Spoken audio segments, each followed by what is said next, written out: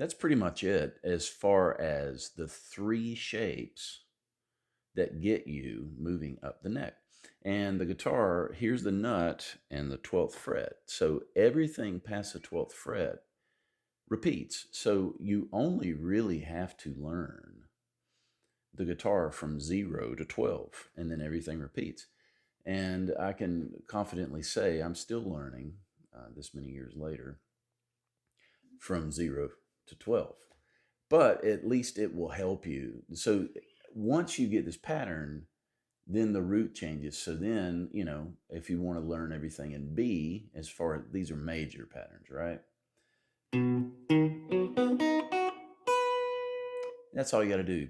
Shift everything one fret. So then here's the music theory part of it. So let's just relate everything to the major scale for now. So the major scale is do, re, mi, fa, sol, la, ti, do. Well, instead of that, we're going to assign numbers to that. Now let's go into a guitar friendly key like G. Do, re, mi, fa, sol, la, ti, do. Da, da, da, da, da, da, da. All right, so instead of doing the Italian solfege scale, so we're going to do numbers. 1, 2, 3, 4, 5, 6, 7, and then it repeats. So this will be a 2 octave.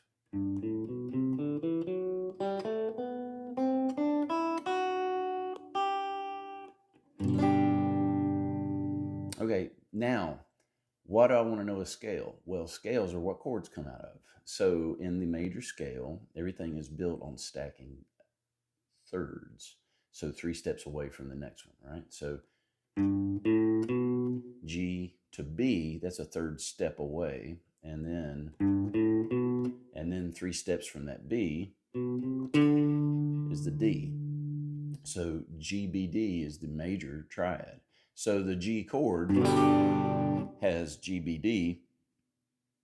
That is the triad that makes up the G. And it's no different than our arpeggio exercise. You're getting more notes, but they're repeated. So this chord is G, B, D, G, D, G. Okay, same idea with the next step of the scale. This is called harmonizing a scale. So the next in the scale of G, the next note, the second degree of the scale, the 2, stack thirds from that. So there's C away from A, and then E is steps away from C. So then A, C, and E are the stacked thirds. There's another way to think of this. It is root third fifth. So A is the second step of C, but now A is your new home base. So then A will be your root for this chord, which is A minor. So 2, 3, 6 are minor, 1, 4, 5 are major. That's just the way the math shakes out. 7 is diminished, and there's a different way to do that. So A minor, that is A, C, E, and then the same thing. Next step in the G scale, B. Now B is your root because we're going to make a chord off of that. That's your root. So B, D, F sharp is this. It's exactly like the A minor, but everything's up a whole step. And this microphone keeps slipping. We're just going to roll with that. So then this is B, and then that's it. It's the A minor shape. You scoot everything up a whole step. And that's it. Okay, the next in the G major scale, there's C. So now C is our root to get a chord off of it. So now it's root, third, fifth step away with root of C. So there's C, and then D is next, and that's this, or this. So that's how these chords are made. They're made off of the scale, and the scale provides all the information, and then you're just harmonizing the scale with either you can look at it as each root has a third and a fifth away from it, and that's how a chord is generated. or you're stacking, leapfrogging thirds. And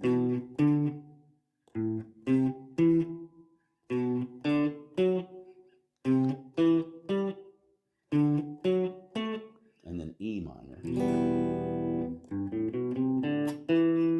E, and then E, G, and B.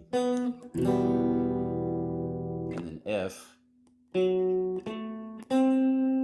That is either, it can be diminished if you stack a fourth note on there, but that would be a sharp 5, which would be, classical music would think of it that way. Now, that would be a D7. So that's where you get these dominant chords from.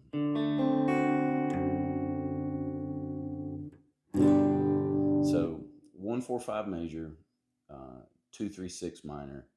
The 7 can either be thought of as a dominant, or in classical music, a lot of times they did diminished 7s. And that's basically it. So then you can also use the arpeggio sequence to notice so on the 4th string, G, and this is the E shape. I'm just taking the 2 top off. There's G, A. That's the minor looking shape. So the major shapes have this. The minor shapes omit the middle finger, and that third gets flattened. Minor third. Whole step up, it's B, same minor shape. C with a major shape. D, major shape. E, minor shape. And this is a D here, or